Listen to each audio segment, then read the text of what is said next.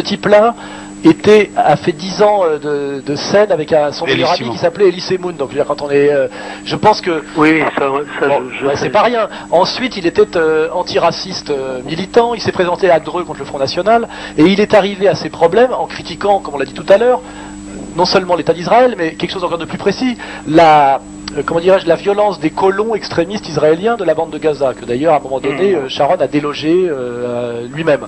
Voilà, il a fait un sketch qui n'était pas forcément de grande qualité, mais que tout le monde aurait oublié le lendemain d'ailleurs, si d'un seul coup il s'était pas engagé toute une espèce de machine liée à mon avis, un lobby communautaire puissant et qu'effectivement l'ont traqué, menacé, harcelé. Et quand on connaît, il y a eu un phénomène d'emballement là. Oui, et puis surtout on l'a interdit de jouer, on a agressé son public, on l'a menacé, on l'a attaqué, on a agressé ses enfants. C'est très dur de pas péter les plombs.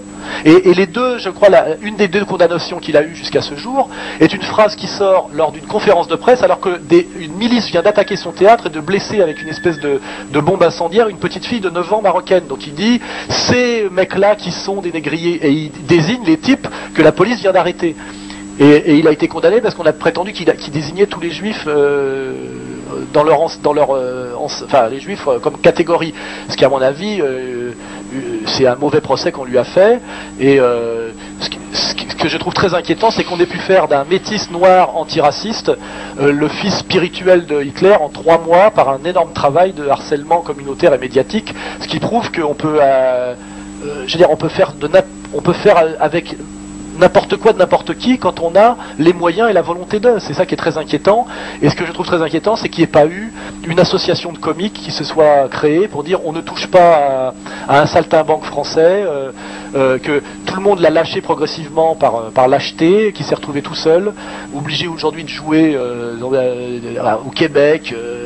Enfin, je veux dire que c'est un peu comme sous Staline, ce type-là. Aujourd'hui, on ne passe même plus de sketchs de Elie et Dieudonné dans les émissions comiques pour pas qu'on les voit ensemble et pour plus qu'on voit physiquement Dieudonné à la télé.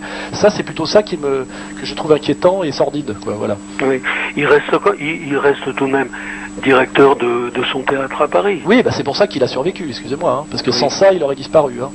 Mais quand même, est-ce que vous ne trouvez pas, enfin moi je suis satisfait de votre réponse, il n'y a pas de problème, mais est-ce que vous ne trouvez pas qu'il peut prêter le flanc dans une certaine mesure à critique ou à persécution, dans la mesure où il a chez lui une bonne dose de provocation, voire de masochisme aussi dans une certaine mesure, non ?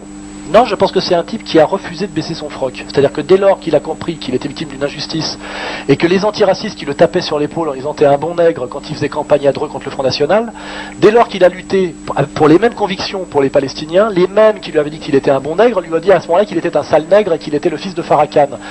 Il s'est rendu compte qu'il avait été manipulé et pris pour un con, et ça l'a rendu, comment dirais-je, nerveux. Enragé. Voilà, un peu enragé. Mais je veux dire, c'est un mécanisme psychologique, non seulement qu'on peut parfaitement comprendre, mais je le trouve très serein et encore très généreux et très cool par rapport à ce qu'il a subi, car c'est un type, il suffit de le fréquenter physiquement d'une rare gentillesse et d'une rare humanité, et je pense que c'est tout sauf un salopard et un méchant. Et je me dis,